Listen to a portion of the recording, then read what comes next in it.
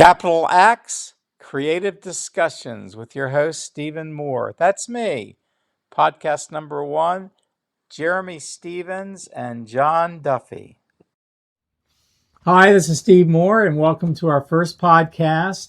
Special guest, Jeromie Stephens. He's a photographer. You're going to learn a little bit about him. He's a wonderful guy, and I'm so proud to know you and to have you as our first guest of Capital Acts Creative Discussions. Thank you. Yay! So you're a third generation photographer, former Army drill sergeant. Yes. You took pictures of them, right? Yeah. Well, yeah, I found out there's all kinds of time in the day when you're really, really busy. And I found lots of time to take pictures of the soldiers. Yeah. One of my first publications was in an article about bow makers at the torpedo factory, a bow maker at the torpedo factory in Alexandria, and I sold it to Fretz Magazine. You sold something to Fretz Magazine. My very first published photograph, I have it around here somewhere, was in Fretz.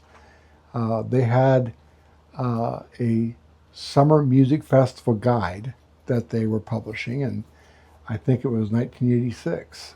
And I had sent to Richard Leeds, who was one of the editors, right, one of the top guys there, and he called me one day and was very complimentary and very sweet. And when he learned I was just 16 years old, it really made his day. And I got a letter back later, and he asked if I would, because he knew I was from Winfield, Kansas, if I'd be interested in taking some pictures to support this annual that they would do on the bluegrass festivals.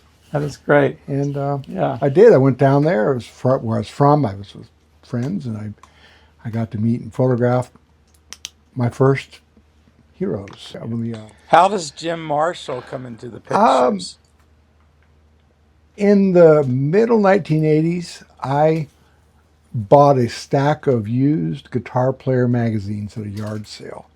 In that stack of magazines was an article about rock and roll music photographers, specifically Jim Marshall.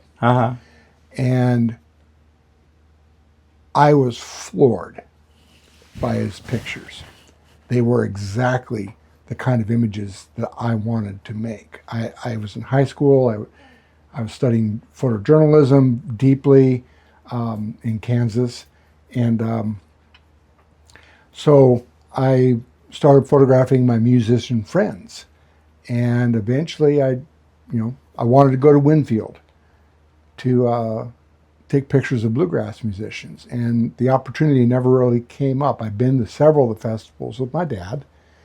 And this opportunity came along with Fretz. They looked at my pictures of, young rock and roll musicians and saw potential, I guess, and went down there. So Winfield in 1986 was my first bluegrass festival. I'd grown up listening to Doc Watson. His voice was like mother's milk to me. And he was going to be there that year. And Dan Crary was also there every year. So I got to meet and photograph both those guys. And while I was doing it, I was thinking about Jim Marshall and how he photographed musicians. And that was my approach the whole time. It was a lot harder. And what he was doing is when you mentioned photographing friends, all of your pictures to me show that you know these people, you love these people, they're your friends, and you have them often in positions of doing things backstage or fixing things, not the performance mode, but friends. Is that right? Exactly. Well, two points there. As a fan of music, when I would see photographs of my favorite performers, if they were on stage, it was interesting. You saw the guitar that they're using or what they were wearing, but you really couldn't tell where they were unless it was in the caption. But when I would see a picture that Harry Benson made of Willie Nelson for People magazine, he was on the stage behind Willie Nelson, and Willie is rim-lit by the spotlight. And there's a band sort of in the periphery, but it's Willie.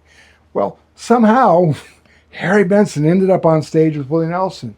And that, to me, meant he had to have earned trust and had developed a relationship with this superstar to allow him to be there to do this. And I thought, this is my mission in life. I have to figure out how to be supportive and available and become friends with these people, and be allowed to be in dressing rooms or behind the stage. With athletes, before they go do whatever they're going to do, they're stretching out.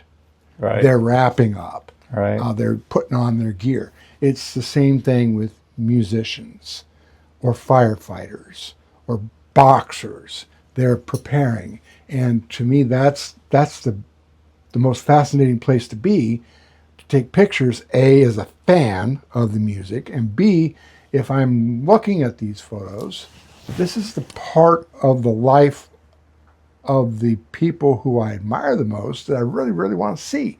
I see them as individuals, as people, as folks making a living.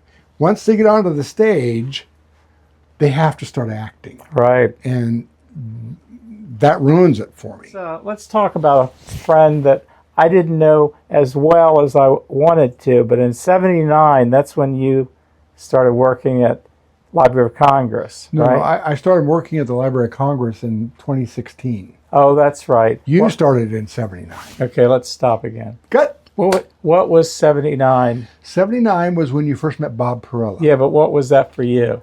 I was 9 years old. Okay, forget. Did you really want to know that? No, forget. All right, hold on. I'm going to stop this. We're going to talk. The picture you're talking about, I call my hero photo of Bob. It was a very cold day, like in November. He would call me about once a year and ask me, Jeremy, would you come take some new band pictures? But that one picture became my favorite picture of Bob. And his daughter, when he passed away, turned it into. Oh, that's nice. Yeah. It's a prayer card, and it has Bob on the front. Tell me about this picture of Danny Gatton that you took at the Birchmere. This was in '95. It's about 2 days after his sideman, Billy Windsor, had died. His technical prowess was all there. In the years since, I've memorized his work. So all of that was there. And when he played Sleepwalk, I remember it curled the flesh on my arms. It was piercing and beautiful. And I was still very, very young. I was 24 years old. I was young. Less than a year after Danny died, I became close friends with two people, his mother, Norma, and Jay Montrose. And that Danny was playing at a level and doing things that really stood out as being unusually beautiful that night. And there were melodies and tones and overtones and harmonics and feedbacks and things that happen that you're only going to really notice if you're with somebody every time they perform. And you get a familiarity with somebody's repertoire. Well, he said that night Danny was doing really spiritual things. And it was because of this overwhelming sorrow he was experiencing that night. Please describe this Bluegrass Festival and your lesson from Duffy. It was the seldom seen Tony Rice, Ralph Stanley, Bill Monroe, Jenny Crow, Had no idea it was going to be, that was the lineup that you saw when you went to festivals in the mid 90s. The morning set comes on. It's like lunchtime or 11 a.m. and it's the Seldom Seen set. I knew who the Seldom Seen was basically because I heard their names on WAMU and kind of knew they were a big deal. And I'm watching them play, and this group of people start dancing across the front of the stage, holding up signs that they're doing the John Duffy lookalike contest, and they're all wearing sweatpants and shirts and such. I have pictures of it. Yeah. And I was like, wow, this is pretty cool. And I'm taking these photos, and I'm trying to cover everybody in the group. But I do remember that there was a lot of attention that the fans gave John. Bill Monroe was there, and there's a crowd of people that wanted to get Bill Monroe's autographs and such. Well, there was a crowd just like that for John Duffy, and it taught me a lesson, is what had happened. I had this moment to be around all these people, and as I'm editing my photos, and I'm looking, I say, I could have taken so much more. I could have tried harder. I could have made great portraits, but I didn't. And there's nothing I can do about it now, because you can never go back and take the pictures again that you missed. Right. So that was an experience that I first learned with John Duffy. Again, thank you so much, Jeremy, for helping with this podcast. And congratulations on your Photographer of the Year award from the International Bluegrass Music Association. This next interview, 1984, with John Duffy, was very difficult to obtain. John, at the time, did not really want to talk to any reporters, and I wasn't even a reporter.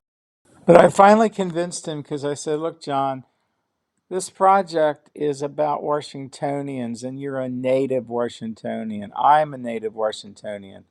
I want to know what it was like growing up in the Washington, D.C. area. Please. And he said, okay, well, come on over to my house. And that's what I did. So it's March 4th, 34, and you're... Unless you want to make me younger. 44. And you're, what was the address where you grew up? Well, let's see. Was there one main place you spent most of your childhood? Lord, no. I think we moved every time the rent was due. That's the joke, really. Let's see. I was born in Columbia Hospital, Georgetown, and I have no recollection of it, but according to my parents, we lived on Chapin Street, right off of 14th. I don't know the exact address. I don't even know if she'd remember it or not, but it was near 14th and Chapin Street. And from there, I do have a recollection of our next dwelling, which was on Rock Creek Ford Road, just off of, it's called Military Road in D.C. Mm-hmm. Okay.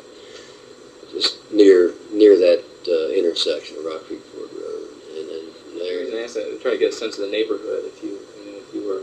Well, put it this way, my father never owned a home. He always rented. I guess, times were tough. He made out as best he could. My mother and father both always worked. And we would... sometimes I don't know why, but we did, And I think at one time I'd counted up and lived in 13 different places in the Washington area. Mm-hmm. What's your father's full name? What was he doing? He was an opera singer. Well, he sang with the Metropolitan Opera Road Company for 25 years. Let's see, in 1913 he cut 6 sides for Columbia, to which I had the records, but they were just, over the years, they were very thick, 78 RPM, and they warped so badly. And the problem was that the records that they made in those days played backwards to the way they play got to hear one record, one side of it, which was still somewhat playable, at a place years ago, a recording studio called Capital Transcriptions down on 11th Street. And they had an old machine that would play the old-timey records. And unfortunately, it wasn't a solo, it was a duet with a woman. And that's really all that I ever really heard of him singing, because he was 54 when I was born. So he'd been out of the Met Company. He moved to Washington. I think he was teaching voice and was choir director at Fifth Baptist Church down in I guess it's Southwest.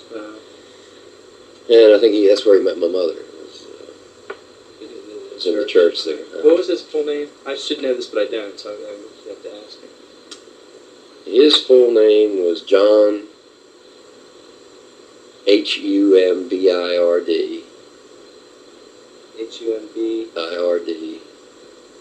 Duffy, Duffey. Tell you the truth, off the record here. In this 3-hour interview, this is the only time John ever asked to go off the record. I turned the recorder off, and he went on to tell me that his father's middle name was Humbird, and he spelled it, and he said he hated that name, and that's his name, John Humbird Duffy Jr., and he asked me not to use it. School and your, obviously you got the music from your father, so, although he was old. Not really. He used to, I guess he could tell that I had a little bit of musical interest as a little kid. You know, I used to go around the house humming and singing and squalling and what have you. And so the Met used to be on at 2 o'clock on Saturday afternoon. So he would sit me down beside the radio and he says, now listen to this song, this is good. And first place, here I was a little kid, barely speaking English, and none of the operas were in English. I didn't know what was going on. I mean, he did, because he played in the operas. He played the parts, and he knew exactly what was going on. But I didn't understand. And perhaps if I could have seen it live, maybe it would have made a difference. I don't know. I still would have had a hard time with it, not understanding, the languages that they were in. So, I don't know, I listened to the radio a lot, and I guess one day I happened to be cruising the dial, and I heard this sound. And this is, I guess, I'm trying to think how old I was. Probably about 13 or 14, and just heard this sound. Well, the sound I heard was a banjo. It was a 5-string banjo. And I said, boy, that's a neat sound. And then I started listening to this station. Well, in those days, they called it hillbilly music.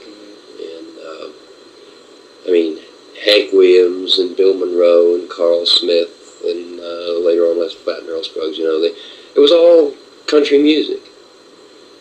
And that really turned me on. That's the stuff right there. Yeah. And I'd listen to all kinds of things. I can remember when Frank Sinatra was the crooner on the hit parade. That's during the war. It was around 1943, I think. And I'd listen to the radio. I'd listen to this program called The Hit Parade. It was on maybe Friday or Saturday night. And I could hear the girls just swooning, on the radio over this guy, and that was Frankie. But anyway, the music that really caught my ear was the music that I'm involved in now. Well, it was a local station. It was like it was a syndicated opera thing. No. It was just a local program, the radio station. There was 2 or 3. There was, I think, WEAM, a fellow named Cactus Matt was the disc jockey. And then I think it was WARL, which came along a little later. And then then a little later after that was WGAY. Okay, that would be afterwards. No, actually, I guess WGAY had to be before WARL because Don Owens was on WGAY. He had the morning show. He came on at 6 o'clock in the morning, signed on until 6 to 9:30, I think. And a fellow named Curly Smith took over the WGAY program. And of course, later on, when I got into music, started learning to play something myself. I met these people. In fact, Curly Smith used to play with us at Saturday nights at a dance in the Beltsville Firehouse. Mm-hmm. And actually, I didn't learn to play anything until I was about 17 years old. What school were you from? Teenager? What school? High school? Uh-huh. Went to BCC. Okay. Actually, here to Wilson. We were still living in the district at the time. And then we moved into Maryland, into Bethesda. I stayed at Wilson, but they eventually found out that I'd moved, and then they wanted a tuition, to go to Wilson. So I transferred to BCC, I think, in February of my sophomore year, 10th grade. Now, if tuning in the radio and hearing the banjo was a pivotal point, was there also a first memorable experience with live performing arts in Washington? It doesn't necessarily have to be country music, but do you remember any significant things that you actually saw as a kid here in the city? Well, I mean, that could be the circus, Yeah, it was. I'm trying to think. I honestly can't remember the first, should we say, band or person of note that I saw. I can remember some shows that I saw early. I know I did see Flat and Scruggs on the Wilson line. Used to have these country music excursions. I saw Flat and Scruggs on that. And the first time I ever saw Bill Monroe was also on that Wilson line thing. And in fact, his Elvis played it. I think didn't Connie Gay produce? I know he did produce some of those Wilson line.